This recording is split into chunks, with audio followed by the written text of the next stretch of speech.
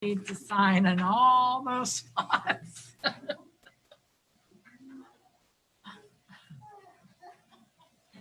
They've already signed. Yes.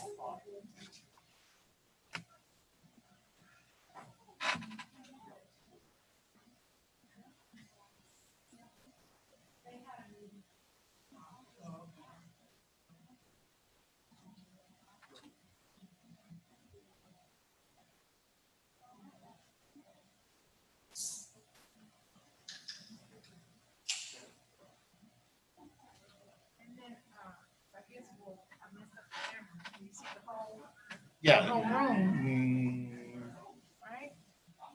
That's all of them, isn't it? Yeah, but I can't get them all on. Okay, can you get me? Yeah, he's fine. He's in the middle. As they talk, can you move the camera so people can see people? You can't probably see that. Right? It's difficult to make out who's who, but I'll try. Yeah.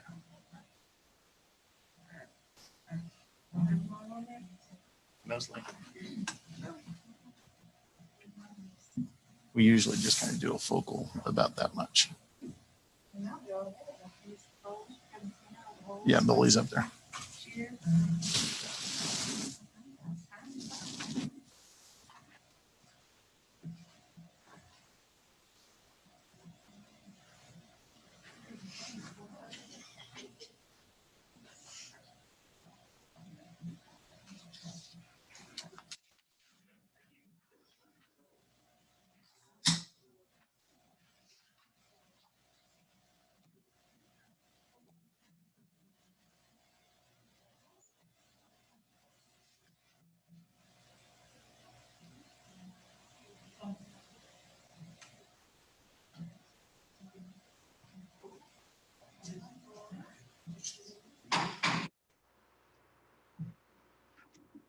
We'll call this meeting back to order at 6 o'clock.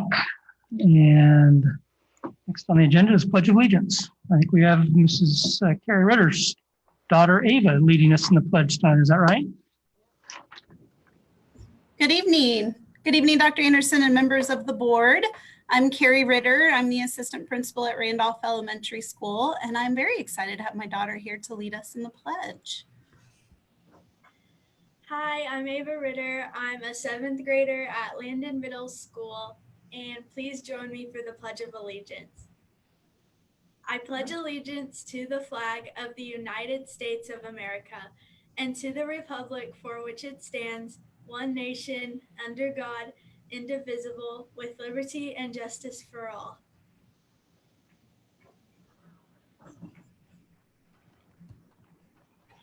Thank you, Ava, and thank you, Mrs. Ritter, for sharing your child's with us tonight. Next, we're entertaining a motion to adopt the agenda. Mr. President, I move the board approve the agenda as presented. We have a motion. Do we have a second? Dr. Bonebrake offers a second. Any discussion? I don't see any, so we're ready to vote. The vote is open. It is.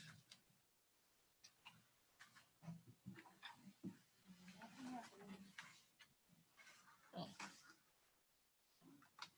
Yes, if I check myself in, it'll be open. Huh?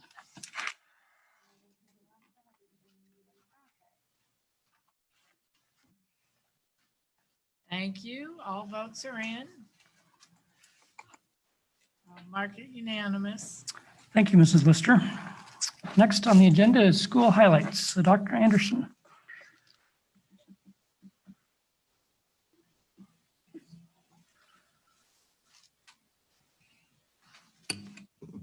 Oh, well, I guess I should come right here.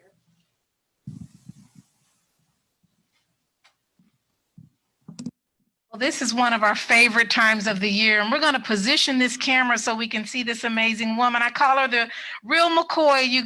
You missed her strut down the aisle, but that's all right. Real McCoy. The reason we are here this evening to celebrate her, and she'll share a few words. Miss Erin McCoy was named for being an outstanding Kansas Woman of the Year. She is exceptional. I tell people that she is considered the real McCoy in part because she's the real thing. She started here as a paraprofessional, worked here for 20 years, worked her way up from there to a teacher, from there to a dean, and I had a chance to see her in her teaching capacity and also as an avid coordinator. She is exceptional in all she does, and since she has been at Cap City, the school has improved dramatically in the area of graduation rate, and to be a second year principal and to be named an outstanding Kansas Woman of the Year and noticed by the governor speaks for itself. Congratulations, Ms. McCoy. We are so proud of you. Now, we can't shake, but we can give each other this air hug, and I will give you your certificate. And those on the line and those in the room, please join me in congratulating Ms. McCoy.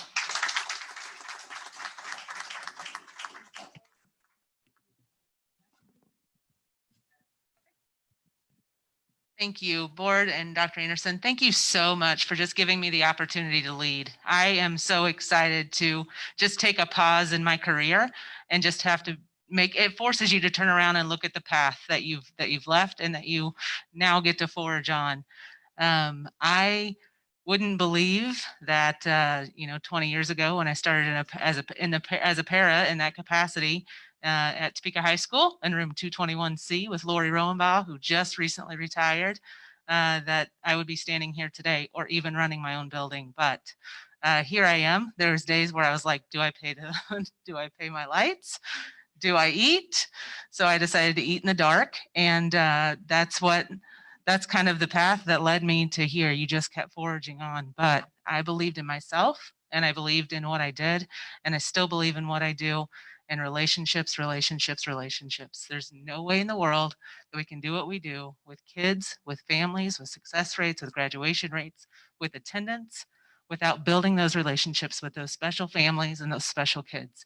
Thank you very much for giving me the opportunity. It is an honor to work here, and it's an honor to work in such a great environment. Thank you.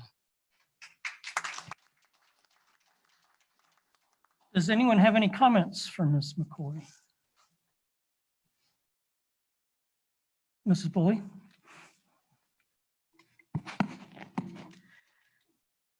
So I've worked with many paras that you just saw that gift, and I'm sure somebody saw that gift in you. But many of those that I helped like enroll at Washburn weren't able to accomplish what you've been able to do because of those hardships. They talked about eating in the dark, being able to pay their bills, having to have that second job. And so for you to accomplish this, my hat is off to you because I saw those struggles. And when we talk about growing our own, look at you. And to work at Cap City, which is can be such a gift and such a challenge all at the same time. And we just value what you do there and how you let the kids know that they're valued. So thank you so much and congratulations on this award. Mrs. McCoy, I just, one of the things I love about you is your enthusiasm. I've always liked that about you. It's contagious. I share my colleagues in congratulating you on this award from the governor, certainly. Without being too modest, because I know you probably would try to be modest without being asked not to be, but would you just tell us about your transition from a para to a teacher to, just how did that, the mental drive you exhibited and the example you've set for others, I think is exemplary. So we talk a lot even now in the trainings that we have about impact. And I really didn't think about that word back 20 years ago, but then you start thinking about, okay, if I can do this with students and I'm making $7.75 an hour and I have this impact one-on-one with students, what can I do with the classroom? And it really just kind of grew from there. That became my motivation is, the word impact. And I really didn't even learn the purpose of that word until we did some training with John Hattie with the visible learning. And it was like impact. And so when you're forced to turn around and you're forced to look at where you are and where you're at right now and where you want to be, it's about impact. So it was, oh, I can do this with small groups. Oh, I'm going to get my classroom. Oh, I can do it as a dean of students. Oh, I want my own division. And now it's, I want my own school. So it's about impact. So I think that was the driving force for me. I've always been a workhorse. I've always kept my head down and worked. I mean, I think all administrators, teachers, paras, we all work extremely hard. So at all levels, I think that that's where I came from. Just impact. You broaden your scope. Absolutely. Thanks for having me.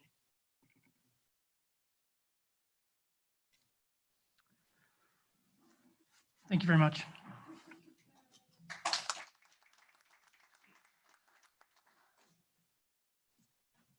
Next on the agenda is public comments or communications. Do we have any of those?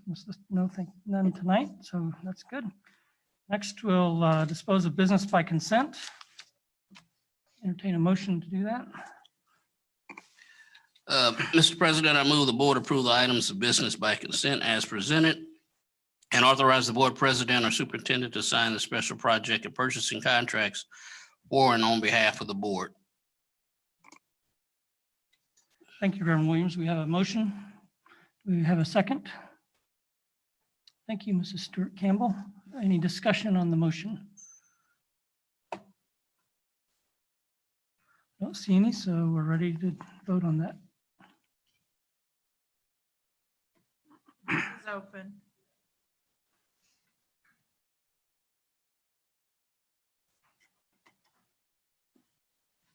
All votes are in, and I will mark it unanimous. Thank you, Mrs. Lister.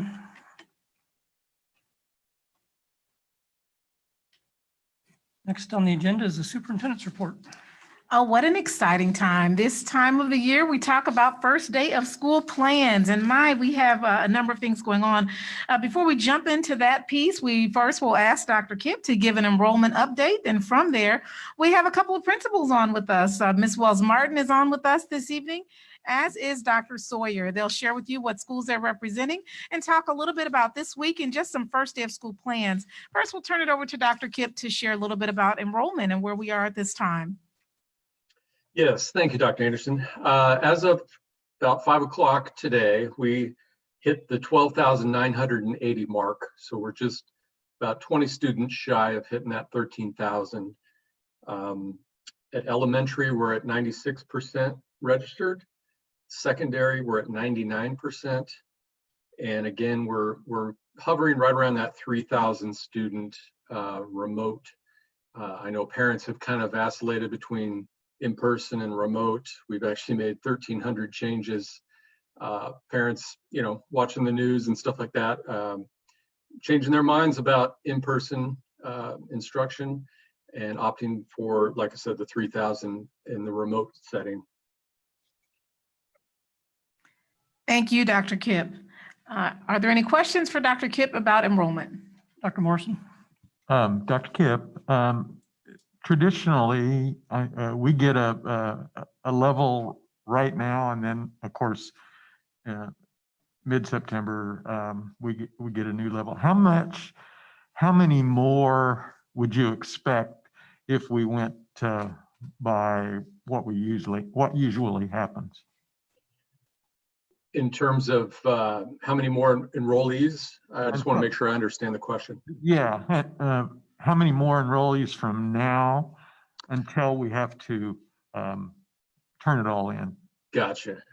Traditionally, the count date is September 20th.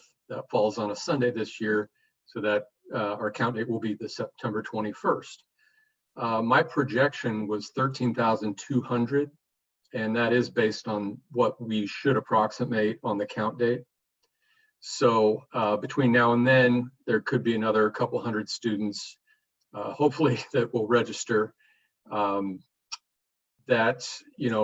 have them still trickling in, and usually we have a post-Labor Day surge every single year. So that's kind of what my estimates are at this point.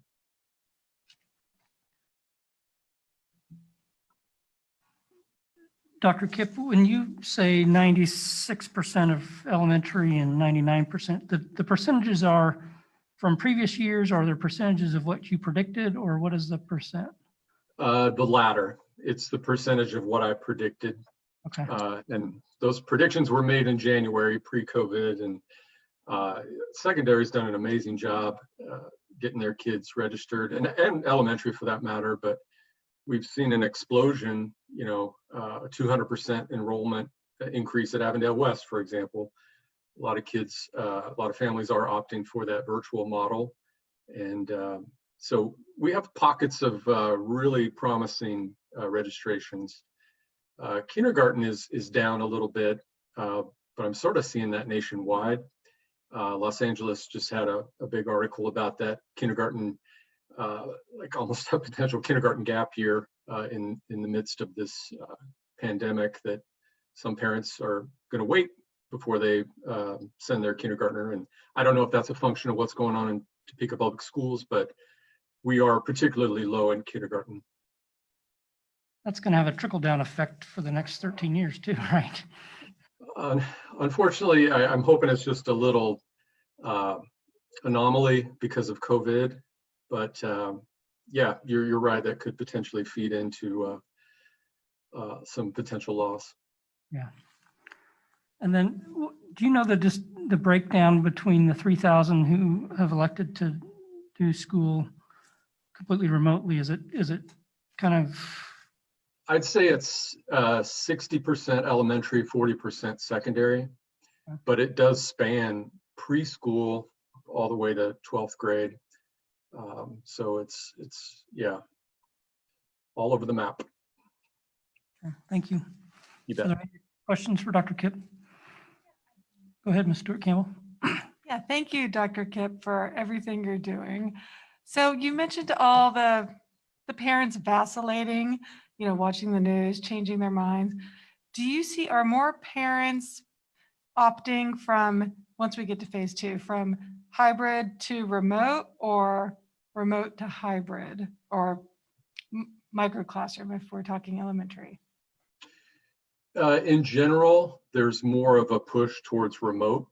More parents are, we initially set up the A/B groups and the micro rooms. By default, we were going to be in person unless a parent contacted us or contacted a building principal to say, hey, no, I want 100% remote. So that being said, I'd say overall, more parents are pushing towards the remote model. And anecdotally, we hear, I'm not sending my child back unless there's a cure for COVID. I mean, we've had that extreme, and some parents are just not even sure. We've had some families that have switched back and forth and back and forth again. So, and we provide a luxury. Let's say an older sibling may be more successful in a remote model, whereas a younger student wants an in-person. I'm pretty proud of the fact that we've been able to adapt to the idiosyncrasies of a family. And if they have a mixed model that they want to do with their family, we can do that.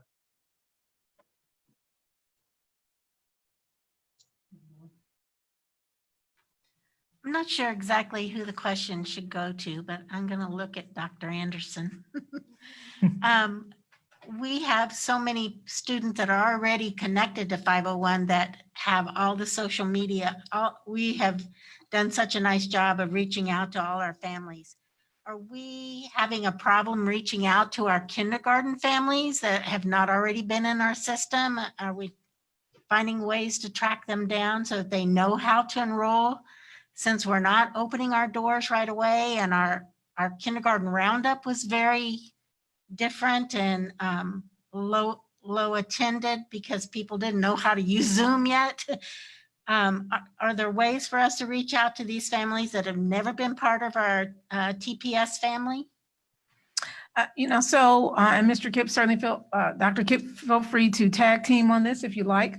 However, it's so perfect because we invited 2 elementary principals because we knew the kindergarten topic is a conversation and other items. I will say that our enrollment dip in elementary was projected prior to COVID.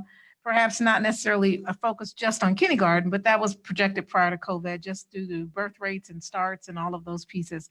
That being said, thus far, what we see is that our enrollment now at this time of the year being at over 95% for both the elementary and secondary is farther than we are at times before Labor Day. So we're trusting that perhaps after Labor Day, a lot of these families that have children and perhaps siblings in the middle and high, and some of those families have kindergartners and they're waiting to determine if they should start at kindergarten. So, the best thing that we can do is continue not only the social media, but the TV show, having the TV enrollment pieces, making sure that we're asking for our other families and PTOs and DCACs to reach out to families. So we're just going to continue to over communicate. We also gave enrollment information to every church that is a partner with our clergy, the superintendent's clergy group. And so we're asking them to give information. So we believe that certainly after Labor Day, we'll have more students, and it could be kindergarten that those students come in at, but if they don't come in at kindergarten, we certainly know that the communication thus far has been highly effective for secondary in particular and for elementary. So perhaps the next meeting we'll have this back on the agenda because school would be starting by then, and we'll have a better feel about what worked and what didn't work. We still have the whole month of September to continue to tweak as well to do that outreach. I do want to mention that Dr. Kipp is also addressing the census. And so along with the census, one of the strategies we're using with that includes giving census enrollment opportunities at our food distribution banks. And as we do that, that's also a time in which we're now sharing kindergarten enrollment information with those same families, because those families might not have the same level of social media access that other families have. Thank you for that question. Any other questions for Dr. Kipp? All right, with that, thank you, Dr. Kipp. He has been exceptional with helping us kind of continue to move this along in such an exciting way. And that's a great lead in as we talk about first day plans. Rather than hearing me talk about it, who better than the boots on the ground? We're going to start with Dr. Sawyer. He'll introduce himself and what school he's representing. Then we'll go straight to Ms. Wells Martin. And then our last item will be Keisha updates. Dr. Sawyer.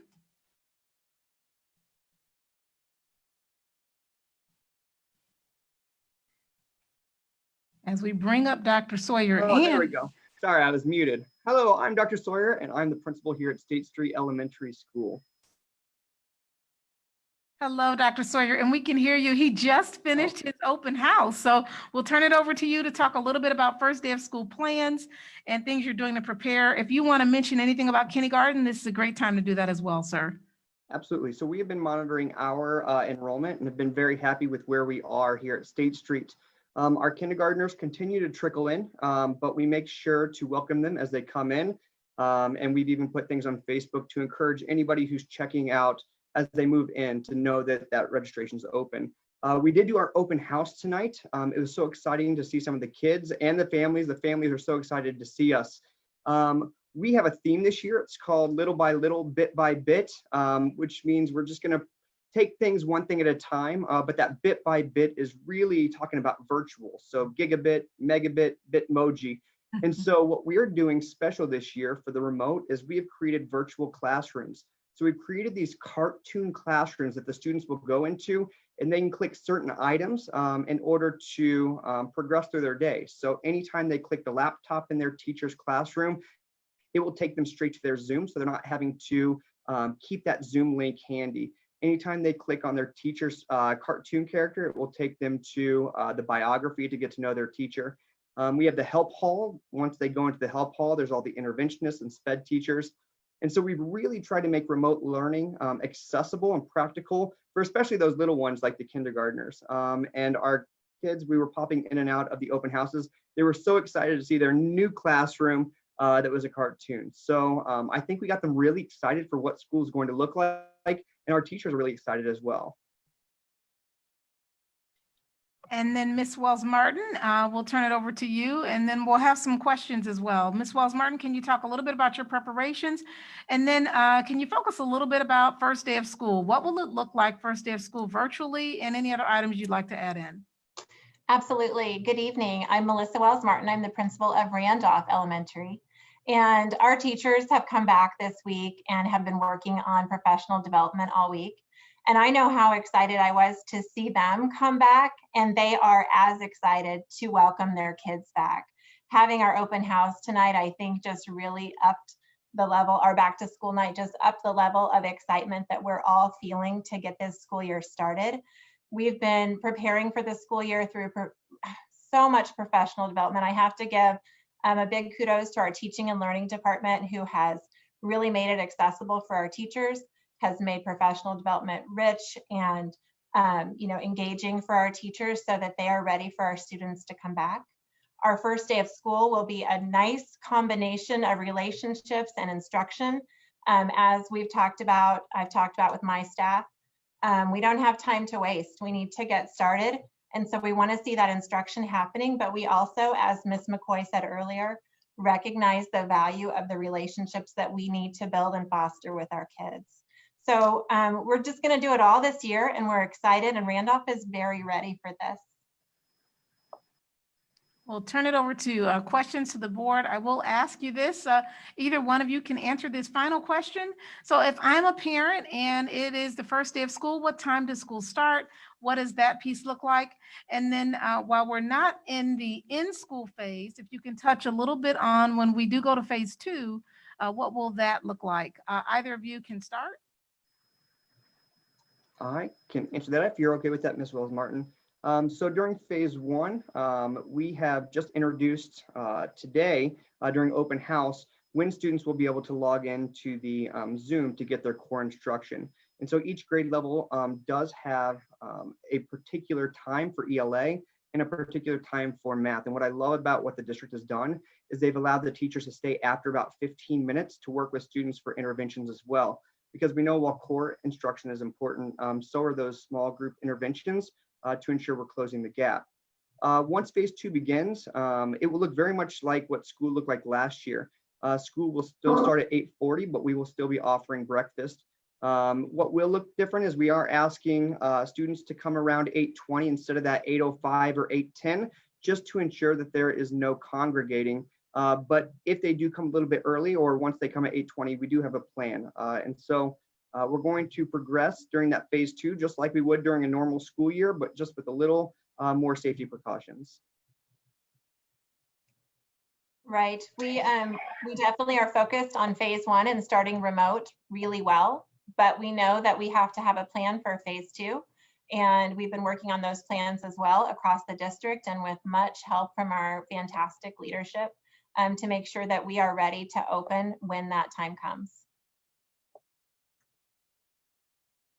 Okay, we'll turn it over to questions, and then Mr. Gowan, Ms. Wallace is just sending you the link so that we can look just very briefly, if you're a parent watching this, what you can go to in terms of seeing what kinds of instructional items are going to be available that first day. We'll turn it over to our board. Dr. Morrison, do you have a question? I do. I've been witnessing my grandchildren who are living with us and doing remote school in the San Francisco School District for 2 weeks now. So my question to you guys is, how much screen time would each kid have, number one, and number two, you do have the ability to do attendance and know who's on and who's not. And if somebody is not on for 2 or 3 days, you'll go check on them, correct?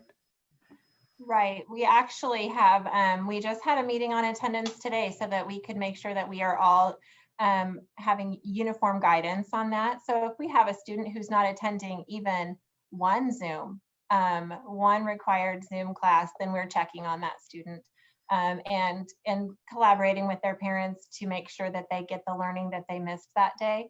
So we're not going to let that go 2 or 3 days to check on a student. We want to know right away. We have people that are assigned within our building to do just that, to be on top of attendance and collaborating with families and making sure that those students are receiving the instruction that we know that they need at this time, and making sure that not only are we meeting their instructional needs, but we're checking in on them, because we know that if they're missing school, there could be an underlying reason. And we want to check on those social, emotional needs and other needs that families might have during this time. Yep, and to answer your first question, the screen time for the students, will be 30 minutes of ELA whole group instruction and 30 minutes of math. Again, we will be building in 10 to 15 minutes of interventions. And so students can rely on 30 minutes of whole group instruction for both, but some students on any given day will have 15 additional minutes. So at most, an hour and a half of screen time. And the other thing, I don't have any other questions, but I want to congratulate you guys. It is so difficult, and you working with your teachers, to me, watching this is amazing. So congratulations and good work. Thanks. I should also add, I know that in previous board meetings, you guys have been concerned about the signature status. And so we have gotten permission for our signature teacher to actually do Zoom sessions every other week. And so our students will still be exposed to the performing arts, particularly here at State Street. We're going to be doing a big porch visit in our parking lot, and we will be passing out the materials. That way they can do things such as stage makeup and creating masks for plays throughout the quarter, essentially, for each quarter.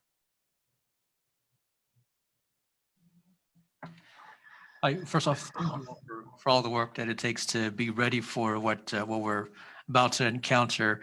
I think attitude has a lot to do with it. Obviously, it's difficult and challenging, but when you have the right attitude, I think it makes it that much easier.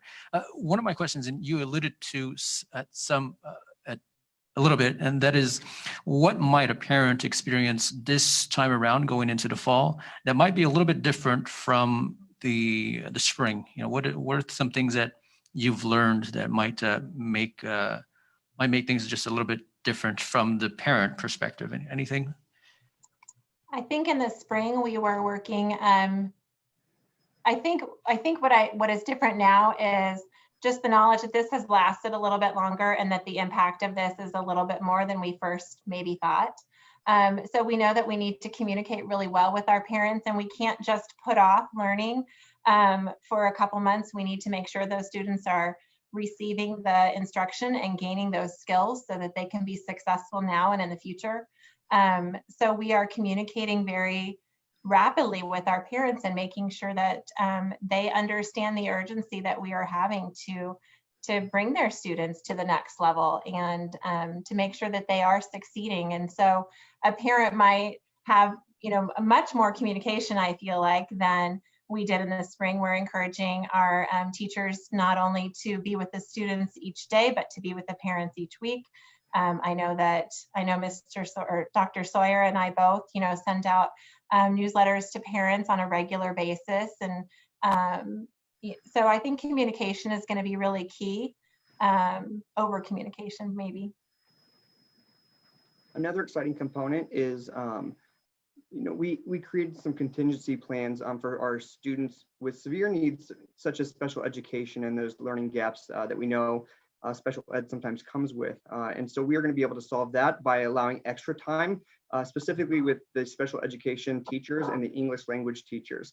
And that was something that wasn't necessarily allotted for last semester because of how quick things transpired. But we really hope to continue to make those gains with our special education students in particular to continue closing those achievement gaps.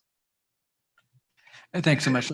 So great to hear that that we're making sure that every student, that we meet them where they are, because we know that online learning is great for some students and a little bit tougher for others. And so to know that you're going that length is it's great to hear. Thank you.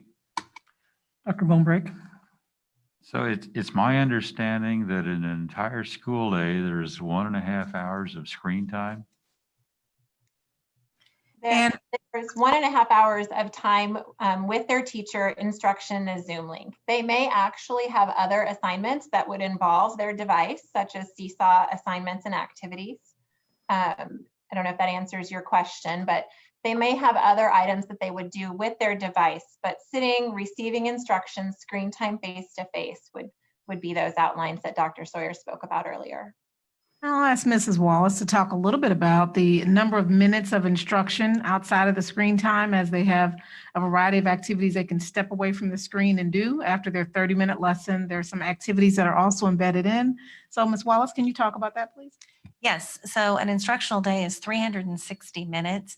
So approximately an hour and a half of that will be face-to-face time with their teacher on Zoom.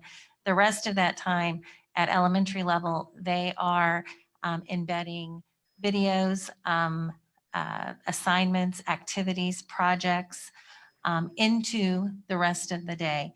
And some of those are more screen time, a little bit, but there are also things like science experiments. And we are putting together at-home learning kits for families so that when they are at home, they have the resources and materials to do those activities.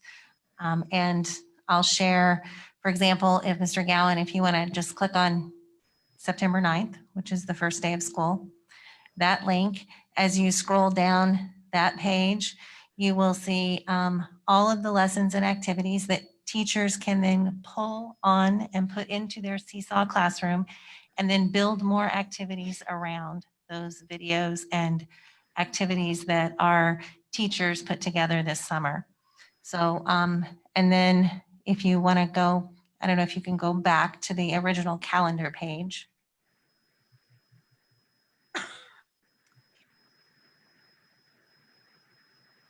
And the little bar right underneath September 2020.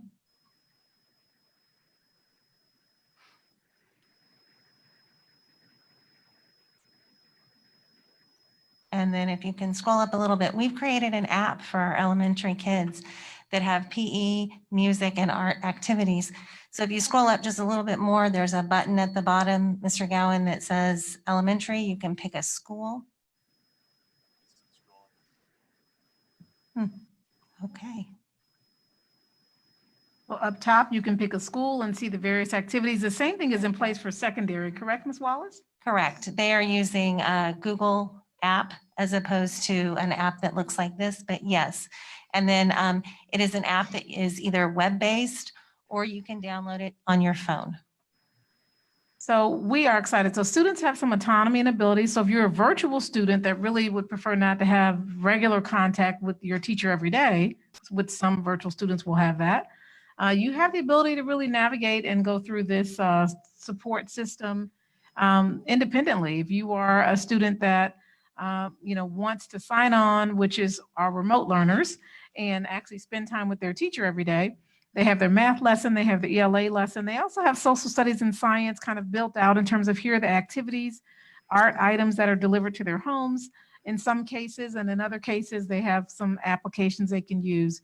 Additionally, teachers have pre-taped video lessons. So let's say you're a parent and you miss class or you work during the day and your child's at a babysitter. Well, the teacher's lessons will be videotaped. They're already videotaped really by individual model classroom teachers. So we know all students will get that same lesson should teachers want to do that. Now, if you want to see your own teacher and what your child learned that day, all of those classes are also being Zoom recorded. So the neat thing is now parents can go back after school, go into any lesson you like any day. And if you aren't sure about what they were learning or you want a refresher yourself as a parent, you can do that. Lastly, we do want to make sure that if Dr. Hackett wants to add anything about secondary that we missed, feel free to do that. And then we'll turn it back over to the board for any final questions. I don't know that we missed anything, but I can tell you consistently pre-K-12, we've talked a great deal about how the lesson will come together and much more focus on student engagement through the use of technology. We, Mrs. Wallace and I, as well as the teaching and learning team, really came to the conclusion that there should be at least a baseline set of programs that we can use, such things as Pear Deck, Screencastify, and Flipgrid. Those are deliberate ways in which we engage the student and we know that they're thinking about the lesson and they can demonstrate their learning to the teacher. We also know that variation in the amount of screen time is really important. A chance to be fully engaged, but a chance to step away from that and just with purpose and with intentionality. We of course are bound by the same minutes per day, but we are using the block scheduling at the high school level. We feel like that's going to be very beneficial. It'll allow us to do a lot of project-based activities, and we can also allow our older, more mature learners work together. through technology. You know, there's so many silver linings. COVID has been a challenge and it's touched every part of our life, but in many respects, COVID does have some silver linings. And I think we have learned how to leverage what we have, the resources we have to bring out the best in our educators, the best in our students. And we are absolutely delighted and thrilled about the prospects for this fall. As we begin this school year, it will feel different.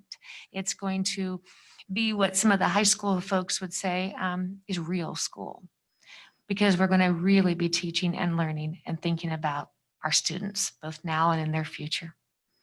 So at the next board meeting, we will have, and thank you both, Dr. Hackett and Ms. Wallace. The next board meeting will have secondary staff, a middle school and a high school principal to talk a little bit about that schedule and block schedule.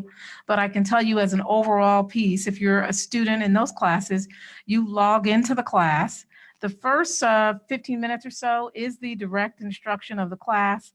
Then there's guided practice, so students can get off the screen, do the guided practice, and do independent practice at that point, and then they can log back in. So they actually will go to each one of their individual classes as they normally would, but they have opportunity to listen to the first portion, leave the class, and then come back into their normal schedule if they are remote learning. If they're a virtual student, we actually have 2 new programs that are fantastic, and you can actually modify the lesson based on the age and grade that the student is working at.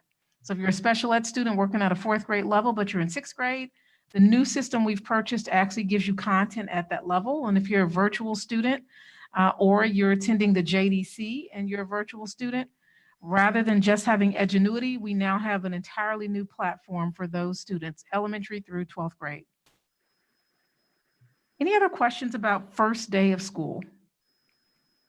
Dr. Morrison? Like I said before, I've had the privilege of standing over kids going through Seesaw, and the older one is in Google Classroom. And I can tell you that it took at least a week before the parents could figure out how to help the kid get through these classroom basic. So I hope that somehow this is made easy for the parent as well as the student, so that that you come in on the Zoom, then you know what to do. I mean, what's next, and do you have to look for something? I mean, all these things were going on the first week of school in the San Francisco School District. So I've had that experience with lots of frustration from the parents. So We are so glad you said that. Can you go under parent resources? It's that same website. And then if you click on parent resources, we actually are launching a parent academy this month. And we're so excited about that. We shared it with our virtual parents first, because virtual families, again, it's very independent. So we want to say, hey, here's what your child should be learning for the week. The new system that we purchased, the vendor provider actually helped give some of the training to some of our virtual learners. But under parent resources, if you click on that, and is this the link that you like from the be at, Ms. Wallace? Might want to turn it on. Under parent resources, there should be a drop down that has training, technology training. And it's a very There we go. top button. And then as you scroll down, there are online modules for all of the various technologies that we're asking students and parents to utilize so that they can have a quick training session on how to use it. And then if they would like an in-person training, those are offered every other week. And parents can actually Zoom in if they can't make what's offered every other week physically to ask direct questions. It again will be Zoom taped if they just want to do that. So giving kind of we say in person, but it's really a Zoom session with a live person at that moment. In addition, if they would prefer just to go on and learn it themselves, we've created that as well. So we're going to learn some new things along the way, but we feel like for the first day and first month and first weeks, we feel really prepared for a great start to the year. I had a quick question for Dr. Sawyer and Mrs. Wells Martin, and that the micro classroom concept, I love the idea, and I just wondered what challenges you had. Do you have space, adequate classroom space, and did you pull teachers who have not been in the classroom doing other tasks associated with education, but have you pulled other people in your staff to now assume the role of a classroom teacher? So I know we were the second school that was approached by Dr. Anderson to talk about the micro classrooms, and immediately we were really excited at the opportunity. Originally, we had thought that our remote learners were going to be taught by someone from the district that would be focusing on the remote aspect, which was nice because we know Diane Kimsey and Robin Dixon are very talented educators. But we were concerned that we would lose touch of our own students. And so, as Dr. Kipp had talked about, we did see a huge influx in the amount of students that wanted to go remote that we thought were going to be in person. And so our plan has kind of shifted. Our interventionists were going to be in-class teachers to continue to offer that micro model. But now that we have been able to contain the number of in-person to where they can still socially distance safely, our interventionists will now be teaching the remote learners, which is a great opportunity because now we get to continue to keep our eyes on the students because they can always transition back into the building, and we want to make sure that it's a seamless transition if that were to happen. And so we do have some individuals, long story short, I guess, we do have some individuals that will be teaching some classes, and those were interventionists, but they will be teaching remotely. And so we get to keep all students in-house. And to answer your question also, we do have an interventionist who's going to teach a class. We have a STEAM teacher who is going to teach a class. And we were able to use classrooms that we had here on site for that. Just switching what we're doing a little bit. I didn't approach anyone who had a bad attitude about anything. Everybody said, we want to do whatever it takes to make this work for our students and to keep everybody healthy this year. So it worked out beautifully, and it's going to be a good thing to have students on site when that's safe, and to have them, have less students in each classroom is a wonderful thing to accomplish. Thank you. Ms. Stewart Campbell. Yeah, so my question is for Dr. Sawyer, because I know State Street has a larger number of English learners. So my question is, what is State Street, and I guess just the district in general, doing to ensure that our English learners are getting the specialized instruction that they very much need? Absolutely. And so like our special education students, our EL learners will also be able to have some intervention opportunities with our fantastic EL teachers and our paraprofessional who is bilingual. And so they will be bridging the language gap, I suppose. They will also, we anticipate, be providing some of the interventions right after the core block on an as-needed basis for some of those students, especially those that are NESs, which are non-English speaking students, just to continue to ensure that they are engaging in the English language. We know when they're at home, that's not always the case, and it's the best way to learn a different language is to completely be encompassed in that. And so for phase one, that's our plan. And then once we get to phase two, many of our EL students are actually returning for the micro model. So we're excited for that opportunity. Okay, I'm cut out there for a minute.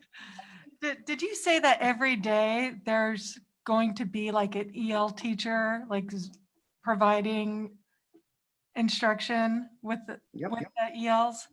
So yes, Yeah, in go the ahead. schedule at every grade level, there's an opportunity or a time for tiered instruction, ELL, special education, all of those services can happen during that tiered instruction time.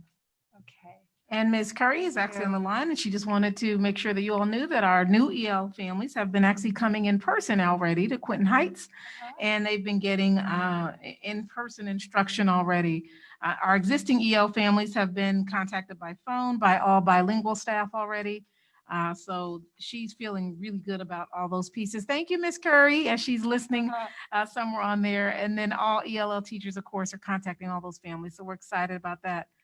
for additional preparation for East Topeka, we also have Pastor Delmar White that is on the line. And before I interrupt with any more with our two staff members, we know that Pastor White and all clergy are assisting with preparing our students for the first day. So before I call on him, I'll just turn it back over to the board if there's any other questions for the principals. Not seeing any. Pastor White's picture is going to come up next. Thank you to our two principals. They'll still be in the background there. But so who's helping all these kiddos get in school? Well, the community. Thanks to Pastor Delmar White, who always comes to our convocation. He and a number of pastors, he's going to talk about what he normally does and how that looks different this year. Thanks to him, we expect that our students will not only be ready for the academic portion, but physically ready with all needs met. Pastor White, sir, we'll turn it on over to you. And again, thank you to our principals. Thank you, Dr. Anderson, for the opportunity. Can you hear me? Yes, sir. Okay, all right. Thank you for the opportunity just to share briefly about the upcoming back to school event. Normally, we would be on our grounds at our facility at New Mount Zion inside, providing the free haircuts and backpacks and all of those things. Well, because of COVID-19, it's going to be a little different this year, but we're excited to announce that we have 15 other churches that are partnering with us and 3 community organizations that are partnering with us, along with Washburn University and Go Topeka, that is partnering with us this year. The event will be held September the 12th from 11 to 1 o'clock or until supplies run out. We anticipate some 300 to 400 persons to come. We're requiring and asking that students be in the vehicle with the parents or guardians who come. It's going to be a drive-through, so they'll be able to stay in their cars. We will be social distancing with masks and the appropriate PPE that we need to wear. We're asking each of the churches that are coming and community organizations to also wear masks and gloves and social distance. We have donations of backpacks. We got the list from 501 as far as school supplies that were being asked of students. And so we filled all of those requests. So we are just excited about the opportunity to come. And so this year as well, we won't be doing the haircuts, but we did get with the barbers and some salon owners, and they are providing 400 free haircut coupons. So the parents will be able to take those coupons to the varying barbers and salons and get their child's haircut or a style done for back to school. Thank you, Pastor White. And we're going to turn it on over, Pastor Clark, but although Pastor White is participating, as are many others. Pastor White, I'm going to turn it over to the board to ask any questions and make any comments. You also are helping with the census in a variety of ways. In fact, you gave us the idea about the pantry. Can you speak to that? The partnership that you have forged, the district has been phenomenal. Sure. Yes, we just decided as a way to support the census and make sure that folks get them filled out. So we do our also harvesters every first Saturday of the month. So we contacted and were contacted by the census director for this region and decided and asked if they would be present the day of our food distribution. And so they came and registered and signed up persons on the grounds. And so they'll be there as well. Thank you, Dr. Anderson. I forgot that. They will be at the back to school event as well on the grounds, providing information for census and trying to sign people up right there on the spot, while at the same time being safe and all of those things. We also will have League of Women Voters present as well to make sure that persons have done what they need to do to register and mail in ballots and all of that information as well. So we're trying to get the information out and make sure that people have access to what they need to do for the census as well as voting information. So thank you for reminding me of that. Are there any questions for Pastor White? Mr. Munoz. Pastor White, this is Alan Munoz. I didn't have a question, not necessarily, but I just wanted to thank you for your leadership, for pulling these different groups together. I think in normal times, there's always need. And for year in, year out, for yourself and others, doing this is incredibly necessary. And now, especially in the times we find ourselves, it is absolutely a need for our students to start out on the right foot. And so your leadership and bringing these groups together and to meeting the need in really difficult times, I think is exemplary. And I just wanted to thank you. Thank you. Thank you.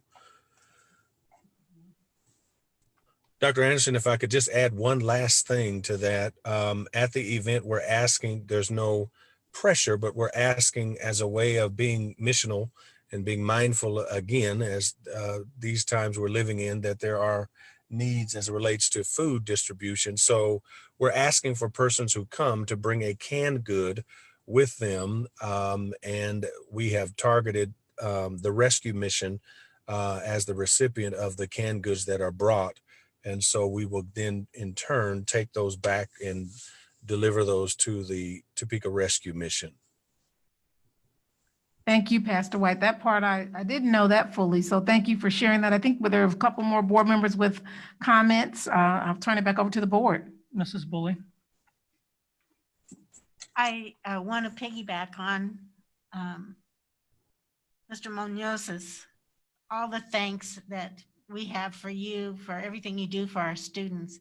But I also want to thank you for empowering sometimes the population that doesn't feel very empowered by being there to register them for a vote so that they can have a voice in what they would like in their community and in their life, and the census, and helping them understand how that census helps our community and them to allow them to voice that, filling that out. And that, you know, the very last part of being able to add back to the community when they're coming by bringing canned goods. I just don't know how we can ever thank you for all the things that you and your organizations are doing for our students. Thank you. Thank you. Pastor White, if someone wanted to make a contribution to support this endeavor, how would they do that? They could call our church office and our administrator would take the information. The number they would call is 785-267-6312. And that's a great question. We've had several who have done that thus far. And so just call that number and our administrator will take the information and make arrangements for the donation. Again, that number is 267-6312. Correct. Great. Thank you again for your leadership in our community and all you're doing amongst your church and congregation and the other churches involved and community services as well. So you're to be commended for your leadership. Thank you.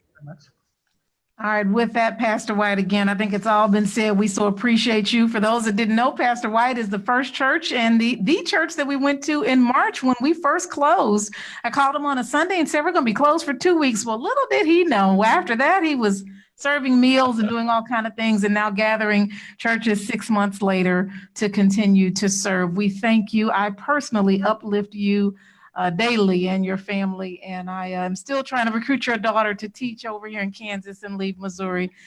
We thank you, sir, and appreciate all that you do. Thank you.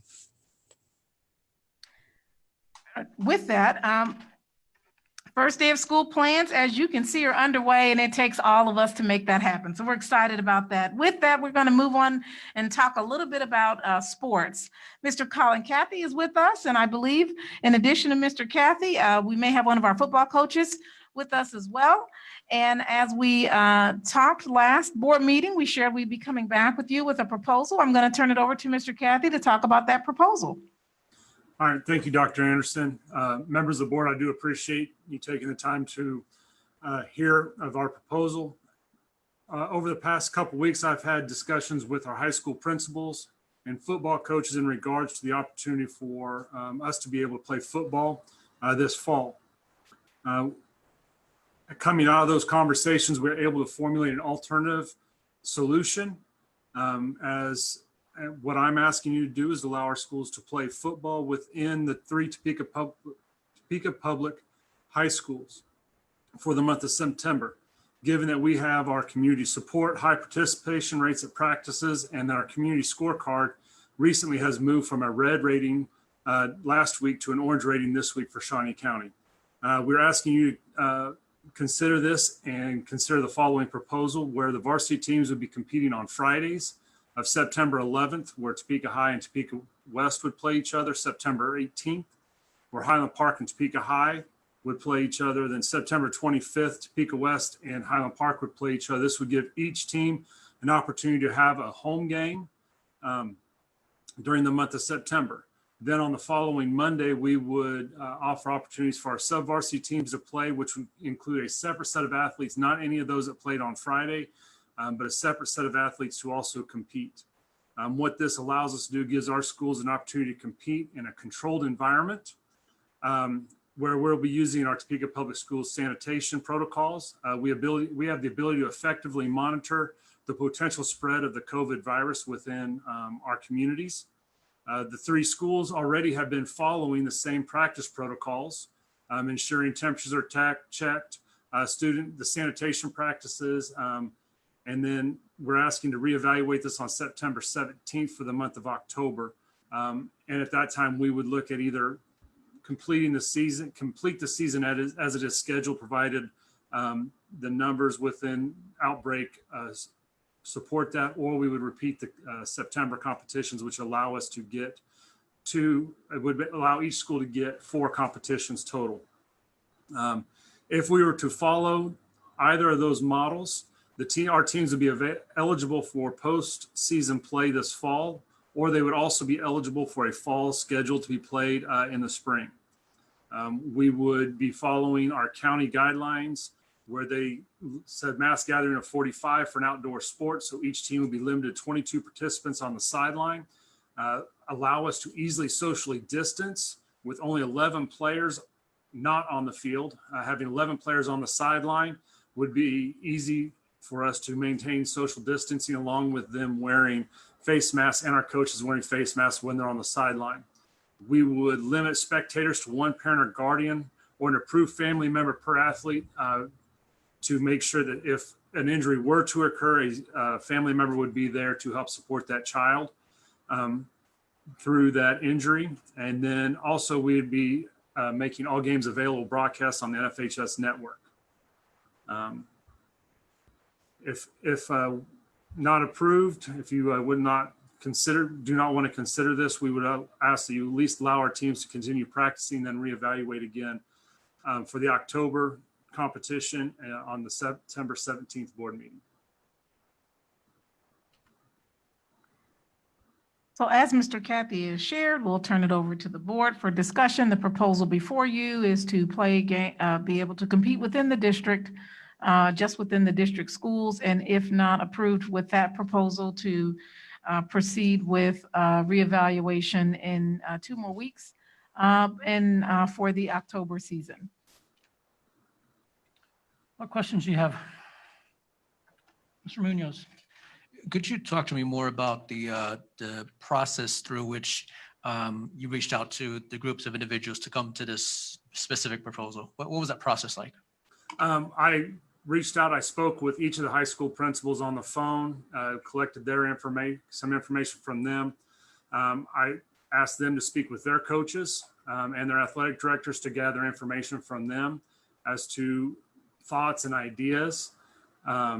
And then kind of came back together with the 3 high school principals together, in which we were able to formulate a couple different ideas. We felt that this proposal provided the safest possible environment that we could provide and still compete, allowing our students to compete in the month of September, similar to that of their peers in the surrounding schools within the county. Mr. Kathy, who do you have with you as well? Do you have someone that you were going to introduce? I'm sorry. Yes, I apologize. I have a Topeka West head football coach, Ryan Kelly, is also here today with us. I'm right here, guys. Appreciate you letting me be here. Dr. Morrison. Having consulted multiple MDs, and maybe you can answer me this question. I played football. I cannot see how football players will remain social distance with masks and not have the ability to spread the virus. Every person, every football player goes home. Every home has people that go out into the community, and football players, you know, the football that I played, they bump into each other, they tackle, they block. And it makes no sense to me that as schools are closed, that we're doing virtual learning, that we allow people to play football. When it comes to that, we were looking at, one, our football players, they've opted to play the sport. They understand the risk. We are keeping them that's why we want to keep within the environment which we've had within our teams. We have had zero concerns to this point of student athletes transmitting within our teams. We know the environment they're going to be playing in is within the teams that we are already, the 3 teams in which we are already following these same protocols on a daily basis with our athletes. So that would provide us with the safest possible opportunity. And then for our student athletes to not feel that they are being slighted, similar to that of their peers, where they're able to play within the county schools. Can you speak to the social distancing aspect as well? Yeah. Well, when we look at the sideline would be, Coach Kelly, correct me if I'm wrong, but I think they extended that to the 25s this year. Is that correct? They actually extended that to the 10-yard line on each side of the field. So we would be able to extend 11 players from the 10-yard line to the 10-yard line, encompassing approximately 80 yards of space. If we were to, evenly space them out throughout the game. Once they reach the sideline, they would put their face mask back on and maintain that social distancing, so that way we could mitigate as much as possible.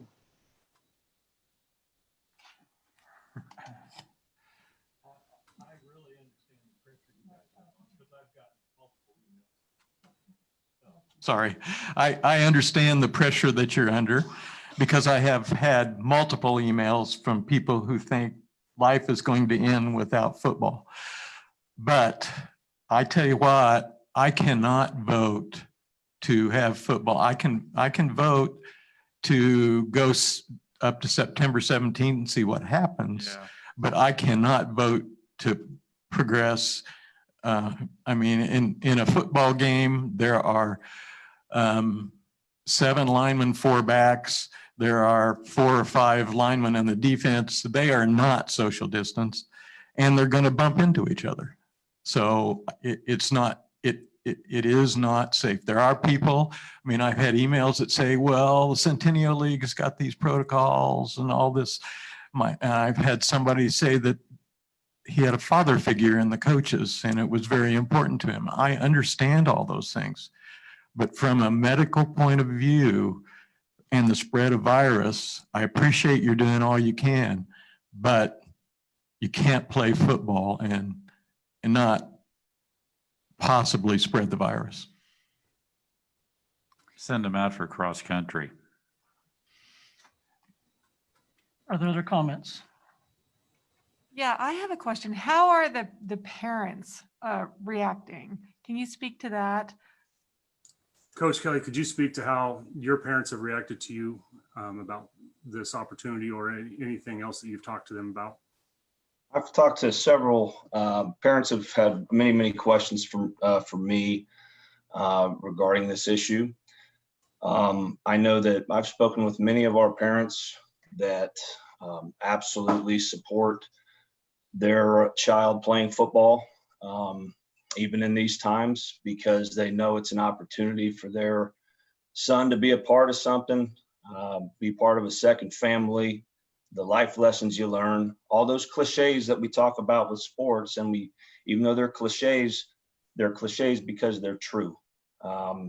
So in my conversations with the parents of our program, they desperately want the opportunity for their child to play football this season. Thank you. Have you had many parents say, no, my child's not going to play? I've changed my mind.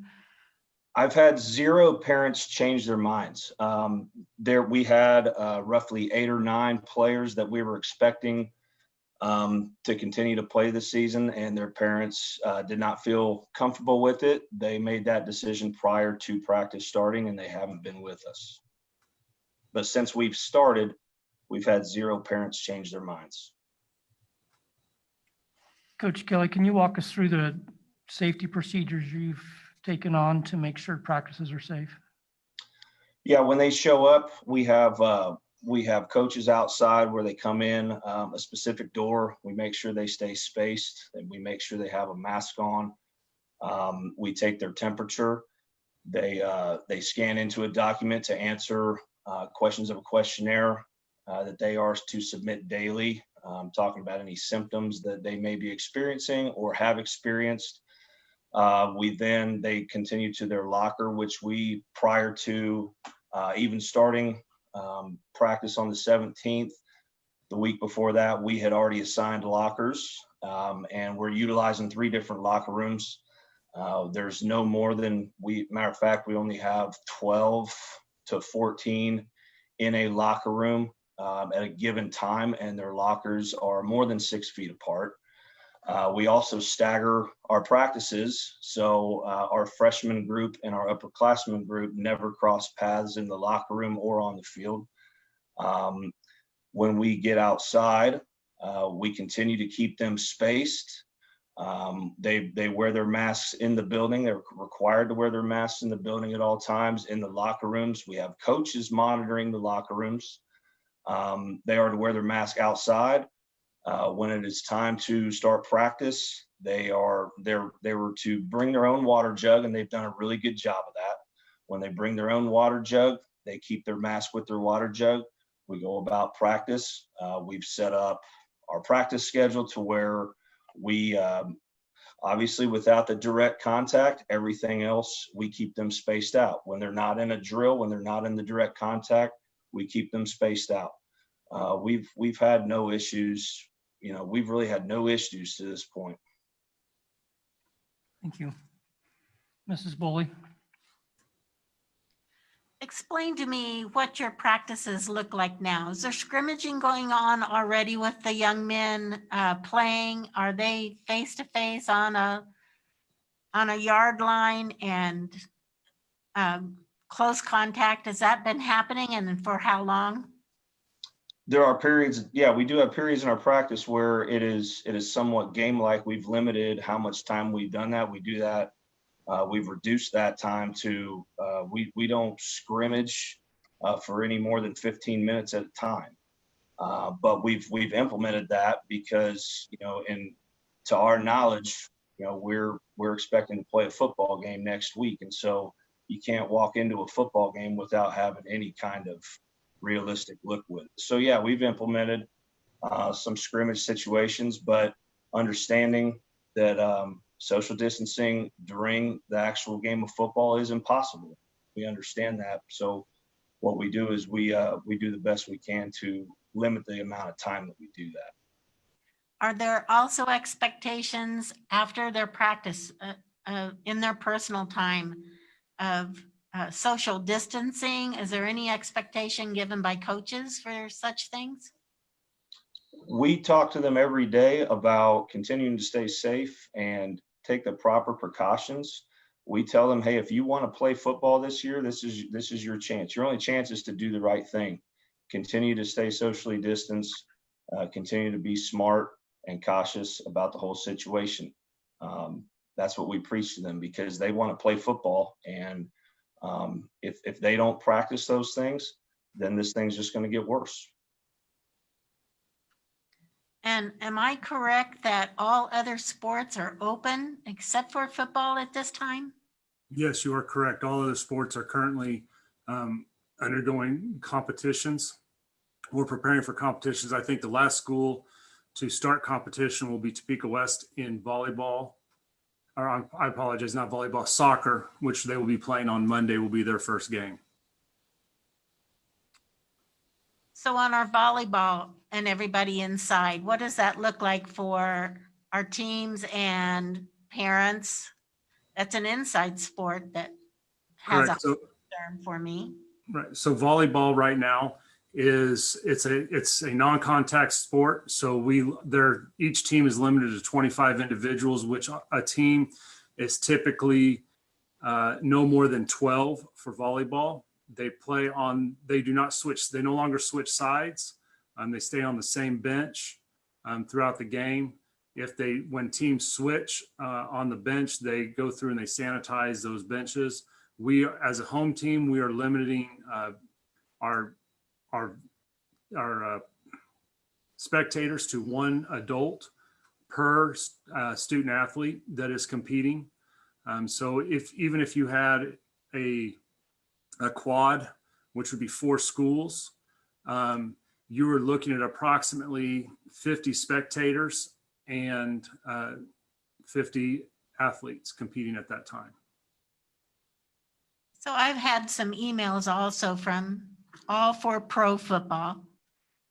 And in them, they are stating to me that I understand the risk, but I still want to send my child to football. And so my question is, I understand that they understand the risk, but how will you, our district, and our coaches be protected if somebody's student becomes ill and there's any repercussions to that? How are we going to be protected? Are parents asked to sign anything that they understand this risk? Because when and if we approve this, we're taking that risk as well in a time of pandemic that really puts us out there in a very dangerous business type area. As for specifically signing something for participating in athletics, no. When a student athlete participates in sports, it's a matter of choice. It's not something we make them do. So they choose to do this. Part of that, it would be no different than the inherent risk of injury, where we have had students that, have major injuries. They tear up their knee, break a leg, break an ankle. Similar to that, this would be part of the inherent risk of participating in that athletic activity at this point in time. It's very different. It's very different from at least my point of view as a board member, that parents would have to take on more responsibility of their child playing for me to feel comfortable to say, yes, let's open it up. Does that make sense? Am I making sense? Yes, ma'am, you are making sense. I'm sorry. So, they say that they're willing to take that risk, but I think we need to have them take that extra step if we decide to do this, that they understand it's their risk and that there's no repercussions for us. And if I may And say, for our coaches. and if I can share with the board, now there are 2 proposals in front of you because there are 2 options. One option is what we sent to you as one proposal at the last board meeting. And the one is the very end sentence regarding the proposal to consider allowing another delay as we continue looking at the COVID numbers and bringing this back to you at the second board meeting as we consider what is the October season, which is in alignment with our phasing of things and monitoring things over time. That's one of the proposals. We also are asking for you to review and look at the proposal related to for students being able to compete just within their own schools, which is the longer proposal that you see, in part because it requires quite a bit of explanation about the safety precautions that would be taken should that proposal be one that is decided upon. And so he's really brought two things in front of you today, either allowing for another delay and for us to return at the next board meeting to look at what the numbers are and to really determine what October looks like, or to allow for them to play within their own schools. Just want to make sure I identify that. So when we talk about approving, you do have two items in front of you as proposals from Mr. Kathy. Yeah, I have a question. So what is the difference of students playing each other, like Topeka West playing against Topeka West versus just having their regular practice? And what is the difference like in terms of the virus and its potential spread into the community? Mr. Kathy, did you understand that question, or he may not have heard you as clearly? Can you repeat that one more time? Yeah, okay, so I wasn't clear that we're talking about two different proposals. So thank you for that, Dr. Anderson. So one proposal is that high schools play against each other, Topeka West versus Highland Park, or Topeka High versus Topeka West, September 11th. Okay, so that's one proposal. And then the other one is that just keep continue practicing. Okay, so when we say play each other, we just mean continuing practicing. The bottom sentence on that shows the Right, second it's to option. continue doing what we're doing now, and it is to have another delay and then return at the next board meeting. So those are the two proposals in front of you. When I mentioned playing each other, that was the T-High, T-West, Highland Park option, which is one option. And the second option is to just continue as we are and to monitor rather than cancel, to postpone and monitor the next 2 weeks. Thank you, that makes sense. Mr. Kathy, this is Scott Mickelson. I have a couple of long list of questions, actually. Thank you for your thoughtful consideration of how we could still have fall sports for our athletes this fall. What impact will this have on schedules? So I assume we weren't in the first 3 weeks of the year. We've already postponed 1 week.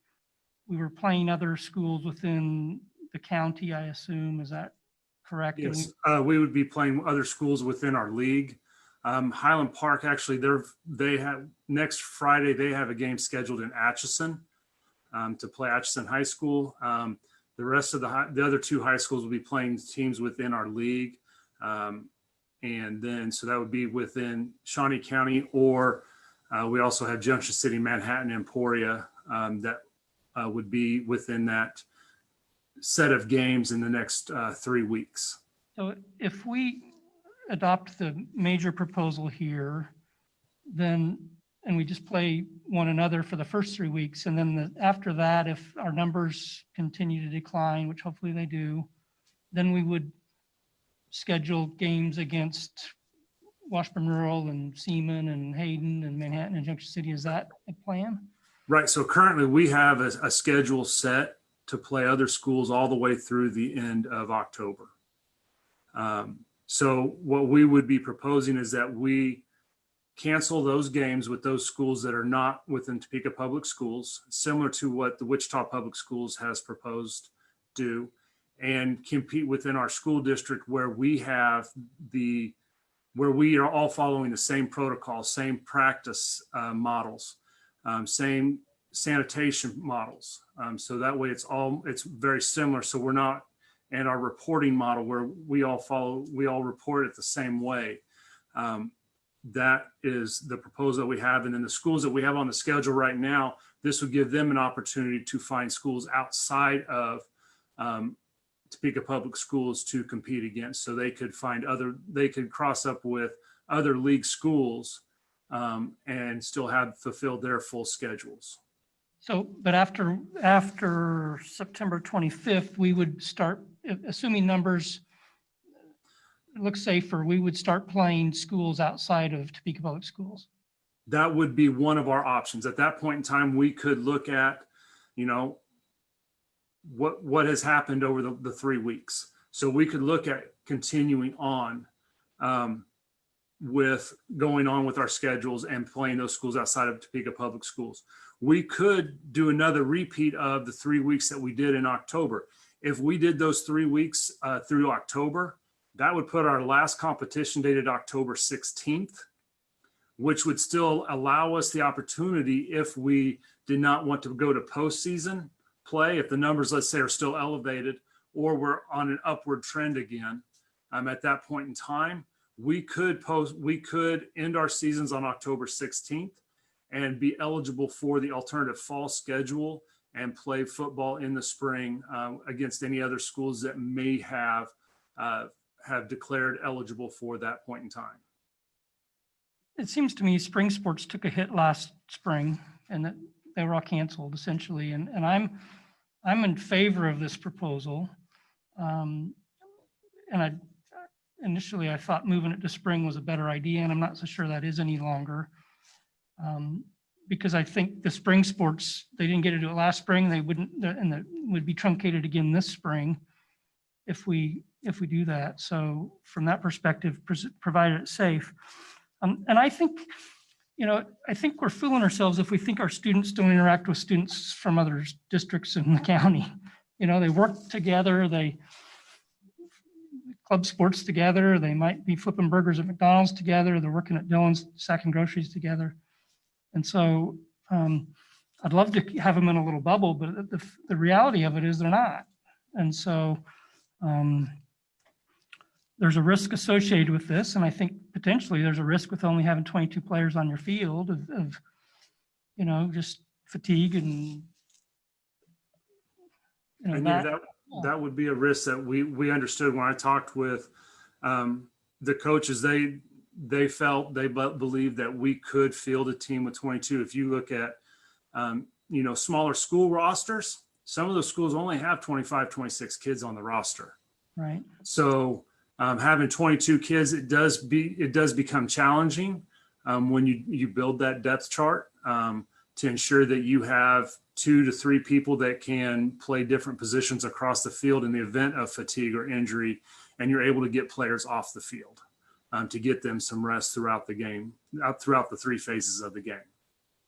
Are we limiting fans in other sports? You said worst case scenario in a quad volleyball match, that'd be 50 participants and 50 parents, I guess, or supporters, fans in the stands, I guess. Is that, I have a concern with, I understand we're limited by what the county health officials have recommended. Is that the limitation that we're working under? No, sir, ours is a bit stricter than that. Can you speak to that, Mr. Caffey? Yeah, so right now, we were looking at a way in which we could get a spectator in to watch their student athlete. And also with the concern of the fact that there could potentially be that injury that occurs. So we are limiting our crowds to 1 adult, parent or guardian or approved adult to come watch that student athlete compete. So no students, no student fans? No, we have no student body in the games. It is strictly adults. They will be socially distanced. They're required to wear a mask when they enter. We do temperature checks for all who enter our venues. Then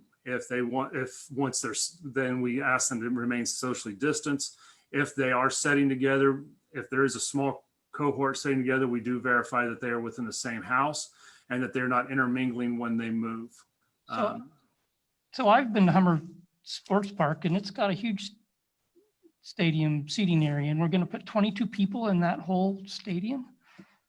Yes, on sir. one side and 22 on the other side, I assume that the visiting fans would be, it's to speak of public schools. That seems, you could have 1 person per row. If this passes, I guess I'm an advocate for a bigger crowd than 22. Most kids have 2 parents, and some of them parents might be divorced and remarried. They may have 3 or 4 parents. And so I'm just 22 in that big stadium is not very many. I understand that. We were looking at a way to ensure students had someone there if they got injured, but at the same time be across the board to where we wouldn't have to go, okay, well, we only have so many seats at venue A versus venue B. This gives us consistency with all of our athletic programs is the thought behind this proposal. So the thought behind the proposal for me would be fan safety and student safety. Yes. And so I understand an outdoor venue is much safer than an indoor venue. I mean, Correct. you go out to eat at a restaurant, you go sit outside, you don't go inside. So I would just question the limitation of only one ticket per student. It's very restrictive, it seems to me. If this is passed, I'd propose that we reevaluate that.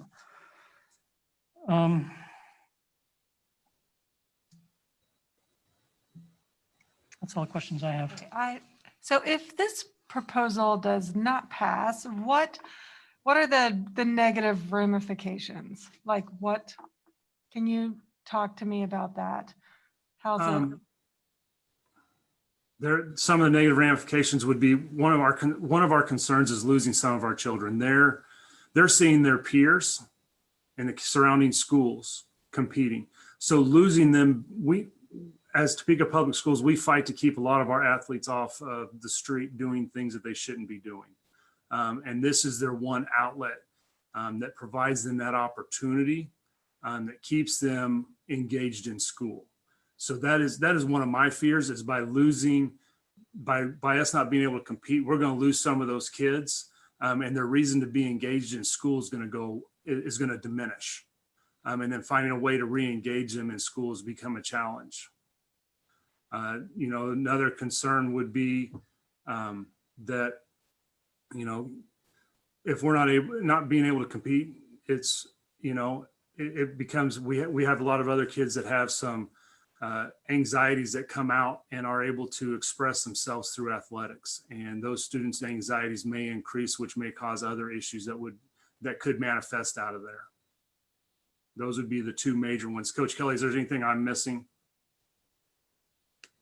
No, I would just agree with, especially your first one, and both of them, but your first one, I would heavily agree. I just think in general, it would be mentally and emotionally damaging to many of these kids if they get stripped of their opportunity. And to me, that's the bottom line. That's the bottom line to answer your question. Reverend Williams.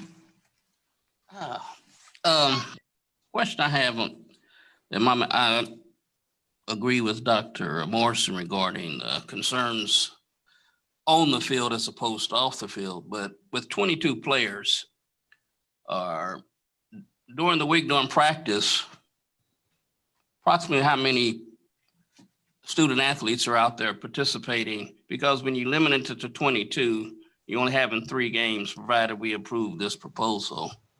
What about the ones that are not part of the 22? What benefit are they gaining?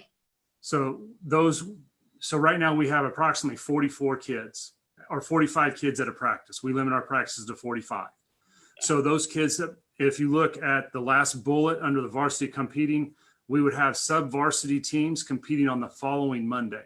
So those kids that are at practice but don't make the travel roster for the game on Friday, there would be 22 of them that would have an opportunity to play on the Monday following that.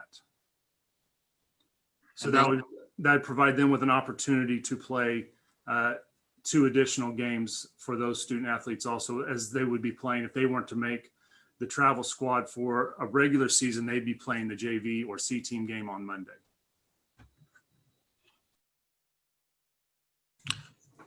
And I have one other question. This has to do with, we play the 3 games, we play each other. Come October, we do a repeat. From a league standpoint, what impact is that going to have on league standings and qualifications for postseason play? If we were to pull out and not play out league schools outside of our league, we would be removed from ability to play for league championship titles. But as far as postseason play, let's say we get to the October 17th or September 17th date, and our numbers really aren't looking any better. But we're seeing success within our programs, and we opt to repeat the competition within the Topeka Public Schools. We would still be eligible if, let's say, we get to the second week in October, we just start to see a drastic reduction in the infection rate, then we could be eligible for postseason play. I actually called the Activities Association to verify that on Monday. And so they did verify that all three of our schools would be eligible to compete in postseason play if we so chose. All right, thank you.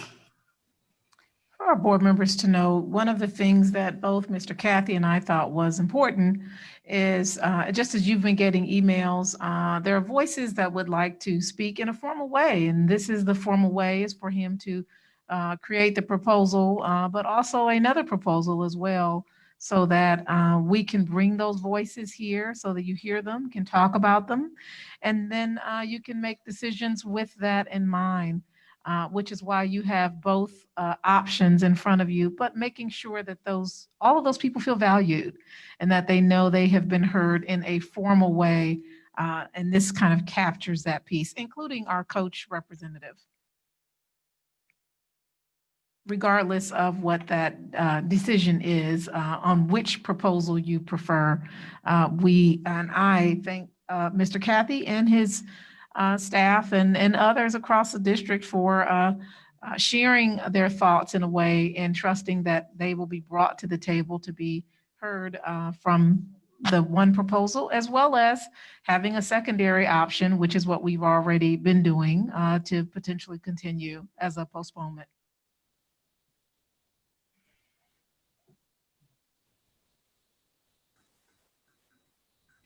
Any other questions? Mrs. Boley? If we were to move into the red, would these games stop then during that week of red?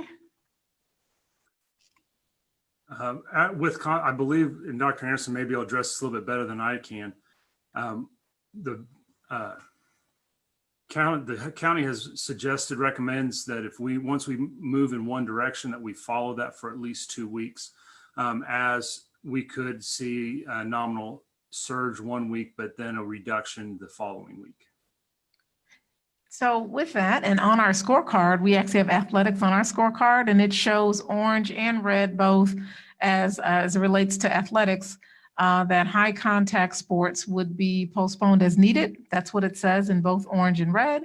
Gives you some flexibility. As an example, the last board meeting, we were in red. Last week, we were in red, actually. The week prior, we were in orange. This week, we're in orange. And so it does move back and forward. And as the county was having this discussion, it was more about in-school versus hybrid or not, or closing. So you don't close and open schools. But if you apply that broadly, certainly you could be at a high orange state and be red the next week and drop. Keeping in mind, these numbers also come in a delayed time frame as well. And again, for it to be noted that this week we are orange based on the county scorecard.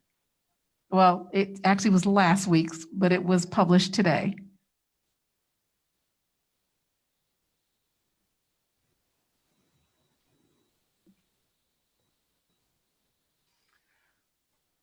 Mr. Munoz?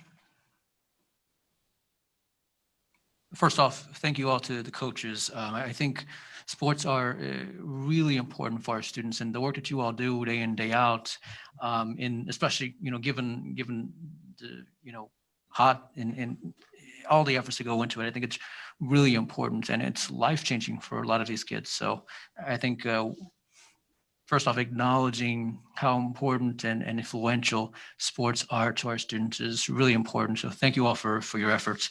So would you be in favor of us taking a 2-week time to see if the numbers improve, and in 2 weeks on September 17th, if things look good, which it looks like it's trending that way, where we moved just from, according to the county, from red to orange. And if that trend continues, would it work to look for you all to reevaluate the situation and see if we can't get kids to play for you all? That's the second part of, that's the second proposal on there, which would be for us to reevaluate in 2 additional weeks, continue practicing and then reevaluate in 2 weeks for the month of October, and we could potentially look at that point in time, 1 game in September and then 4 games in the month of October.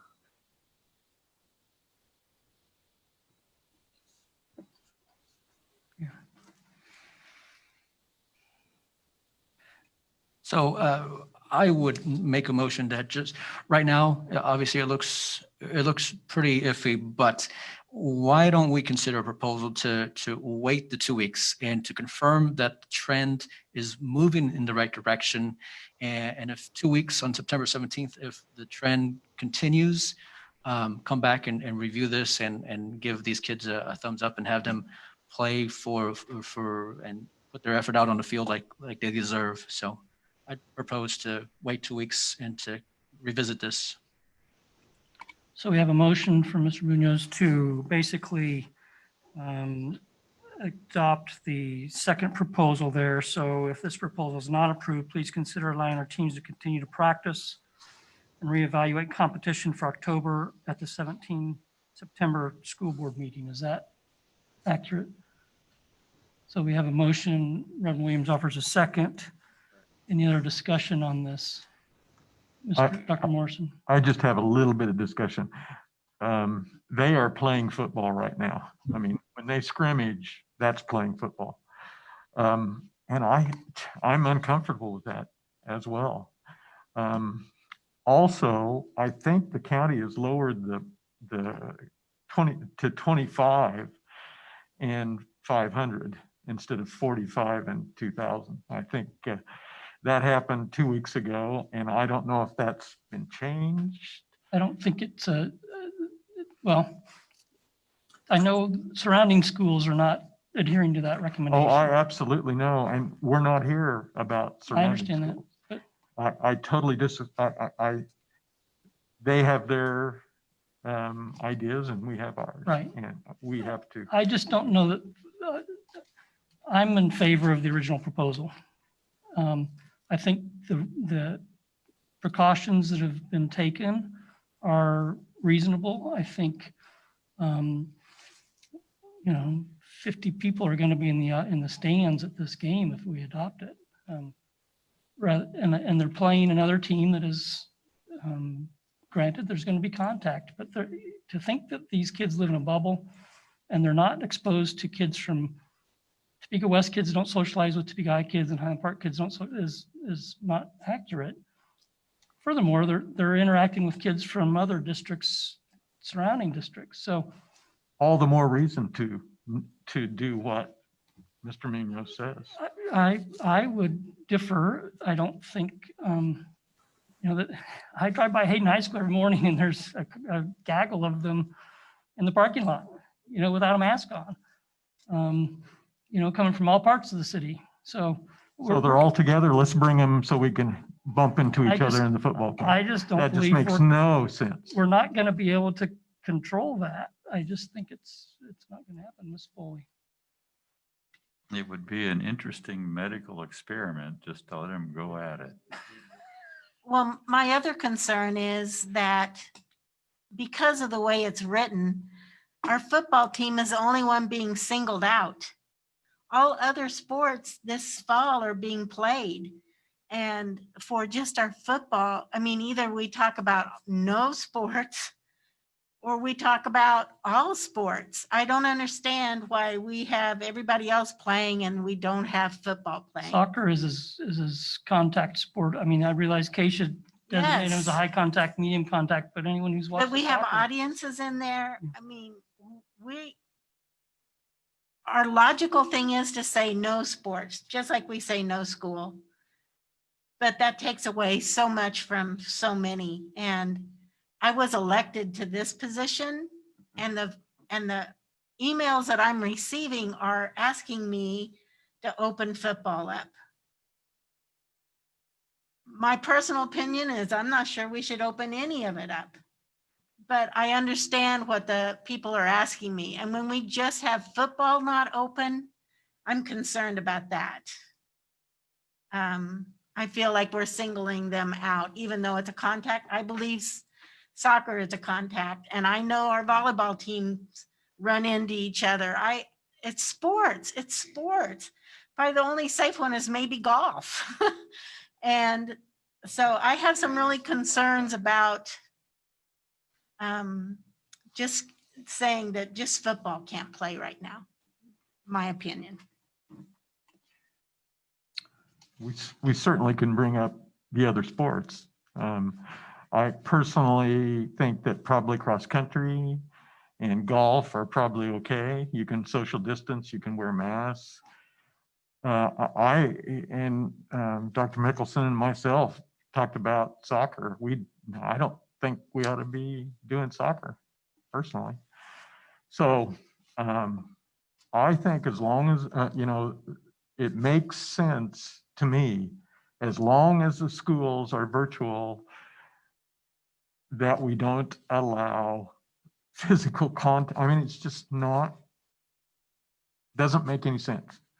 Physical contact with spitting and sweating on each other doesn't make sense. We're allowing it right now when they practice. Well, So you're suggesting I'm we just, don't- yeah, I'm suggesting we don't allow that either. So, but, I mean, I'm speaking from years of medical, I know about viruses, I know about bacteria. So we have a motion and a second. Is there any other discussion on the motion? So we have two proposals, and I don't know how procedurally I should proceed. We got the motion. Okay, so yes, so the proposal is to not, let me get my glasses on before I fog up. To keep practice and reevaluate competition for October at the September 17 school board meeting. So this virus isn't going away. September 17th, we might be getting better, but it's not going away.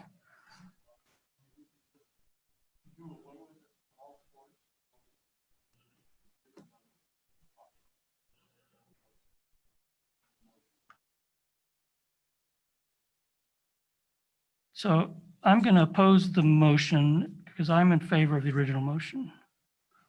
Just so you know how I'm going to do that. Yeah. Okay. So any other discussion?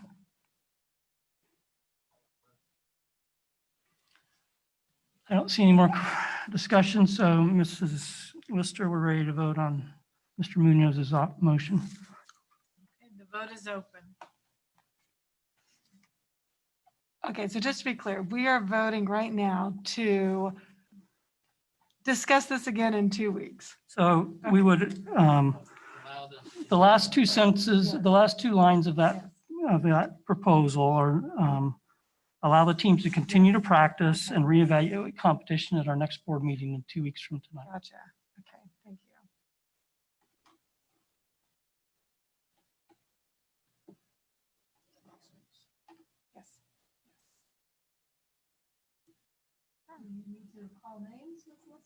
Yes. It's open. We're not seeing it. There we come.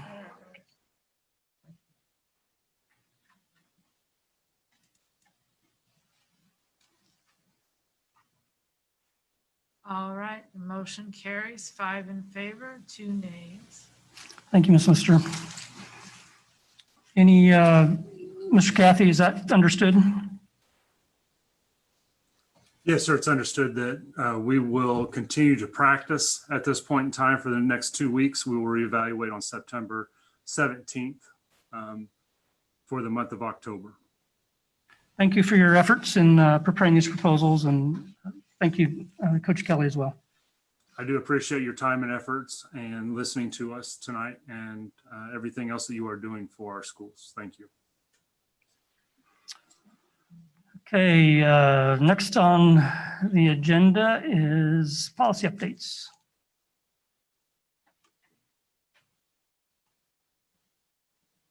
Ms. Cope, do you have policy updates to share at this time?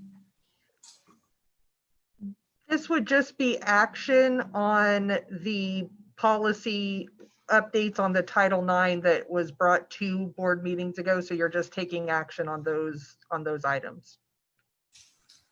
Is there any further questions for Ms. Cope before we entertain a motion? I don't see any. Anyone want to make a motion? Move to accept. Thank you, Dr. Morrison. We have a motion. Do we have a second? Dr. Bonebrake offers a second.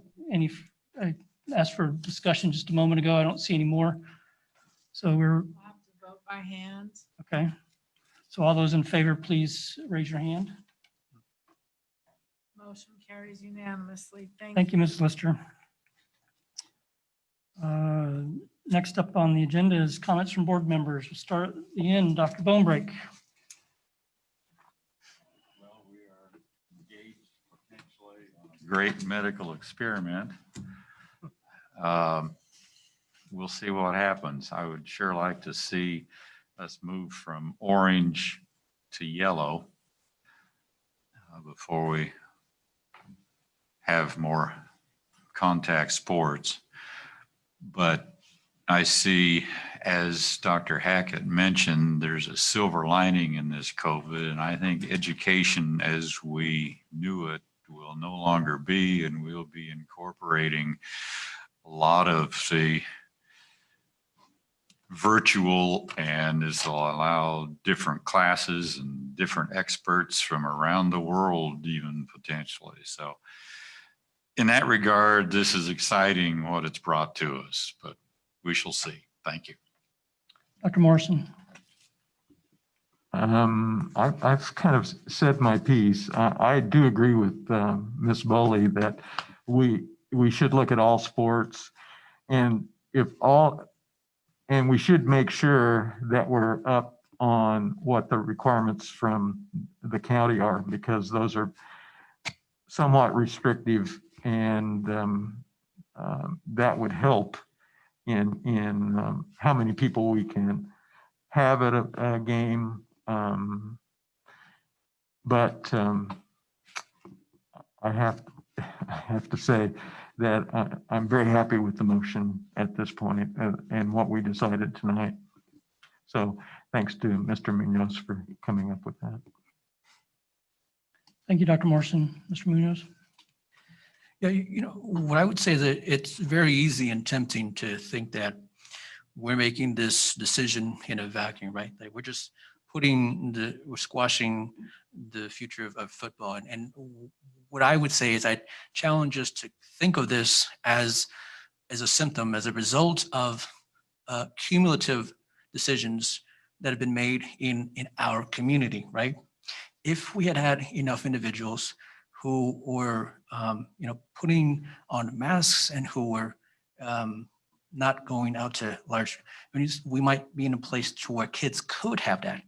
And I really, really want to make sure that kids have opportunities to, as I said before, to grow and become the person that they're meant to be through sports. We're just not in a place. And so for anyone who might feel frustrated with today's decision to postpone things, my message would be to do everything you can within your sphere of influence to make sure that everybody is practicing social distancing, that we're wearing masks, that we're keeping our distance. Those are the sort of things that help to make our community a safer place that will have those numbers and those rates of transmission lowered.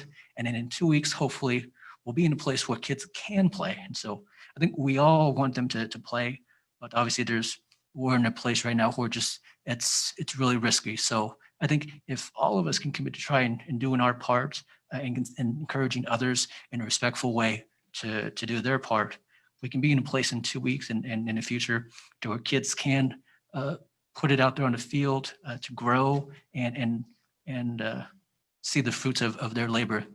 Thank you. Mrs. Boley. That would also be true to bring our students back into our classrooms, not just our sports fields. But if we could get everyone to adhere to some of the restrictions that are being placed on us at this time, if we would just step up to those and do those, maybe we could get all of our kids back in class also. So on a positive note, I wanted to thank all the technology people in our district. I know they delivered devices today, but not only devices, but they had to take in devices and get those devices ready to hand those devices back out. And I know that they did this and it took them hours upon hours. And I know we don't have any flex days this year because of our schedule, but I'm hoping that somehow or another we can repay those tech people for what they were able to do and accomplish and find some way to honor their time that they gave to our district. I wanted to also thank all of our great list of teachers that help welcome our new teachers into the district. We had so many wonderful names on that list of trainers this last week. It was just amazing to see that list and how lucky our new staff are to be trained by those people.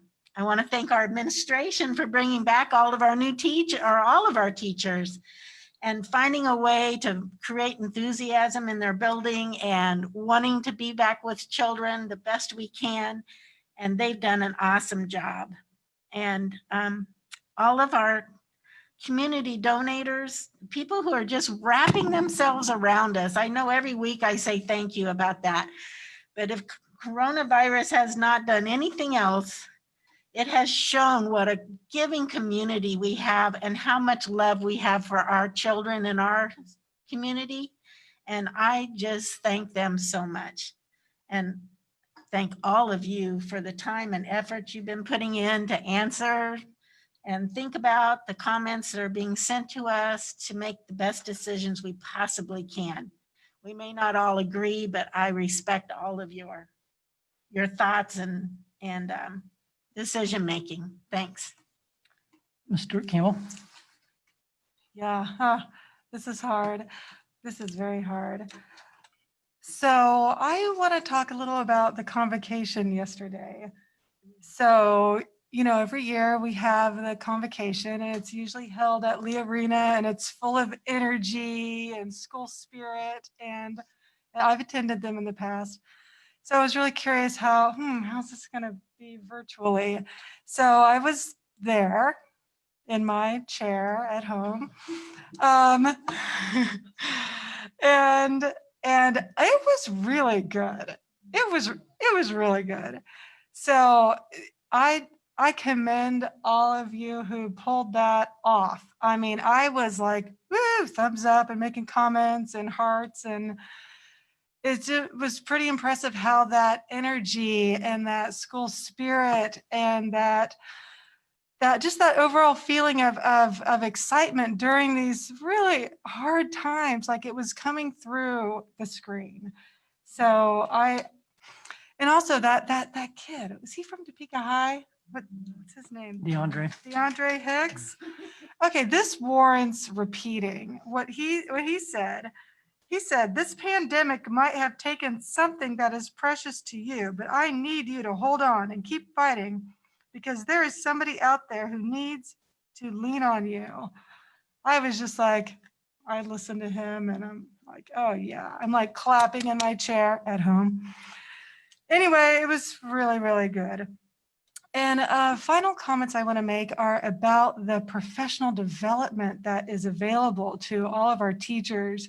And I think, like Ms. Bully said about our new teachers, it is really impressive. I mean, as a teacher myself, a former teacher in the district, there are so many professional development videos out there that can teach you so many things, from classroom management to effective, all these like new and not so new, but new for the remote environment, instructional programs like Paradeck and Seesaw and Flipgrid, and it's just really, really impressive. What else? Effective communication with parents, classroom, cooperative learning. I mean, there's really a lot. So I want to commend our staff for putting that together. And finally, I also want to do a big shout out to all the teachers who recorded the videos for while we're in phase one. That's a gargantuan task, and they did a great job. So thank you. Reverend Williams, thank you. Just briefly, want to thank the administration and our communications department for the work they did on the convocation. I know that was a lot of work. They had to tape me multiple times just to try to find something semi-suitable. And I wanted to make sure I went before DeAndre. So that was my only because that young man is a skilled, he's got skills that I will never have, obviously, but also thanks to Pastor White and his congregation and the other congregations that are participating this it's on September 12th. We're blessed with people who care about our students and put their faith into action. And so I'm especially appreciative of that. And finally, I have a friend at work whose wife is a new teacher in the district. She's not a new teacher. She's taught many years. And several people have come to her and said, hey, you're going to love this district. It's got great leadership and great professional development, and you've got a great building leader. And it just gave her great comfort to know that she made a right decision to leave her other district to join Topeka Public Schools. And I think she'll be an excellent teacher for us going forward. And just so thanks again for all that our administration has done to support our new teachers. With that, we'll adjourn the meeting.